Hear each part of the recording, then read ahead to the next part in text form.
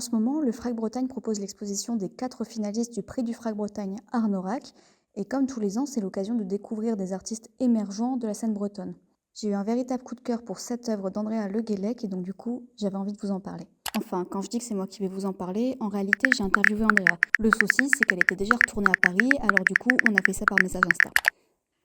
Hello! Alors, dans mon travail, je cherche à explorer les rapports de pouvoir entre êtres humains et comment ils se traduisent dans nos modes de communication, donc je vais aller chercher dans le langage nos représentations de l'autre et la manière dont on crée des divisions. La 3D, j'ai grandi avec à travers les jeux vidéo, le cinéma d'animation et Internet. Et c'est des industries qui jusqu'à maintenant étaient très masculines, donc j'avais envie de me réapproprier ces images pour créer une esthétique adolescente et goofy, qui soit un peu décalée des questions assez sombres que je me posais pour créer le film.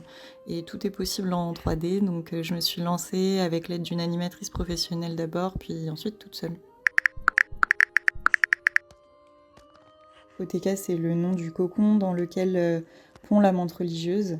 Donc le film raconte l'errance de cette menthe dans une ville fantôme, après qu'elle ait dévoré son amante, qui revient l'envahir de pensées nauséabondes. La menthe religieuse, c'est un insecte assez ambivalent qui incarne à la fois une prophétesse et un monstre. Sa symbolique la plus connue, c'est évidemment cette femme fatale qui dévore les hommes. Et comme beaucoup de cibles minorisées, elle fait l'objet d'une peur dans le discours dominant qui est lié à l'idée archaïque d'une femme dangereuse. Donc j'ai voulu lui donner voix au chapitre et faire d'elle le sujet de sa propre histoire.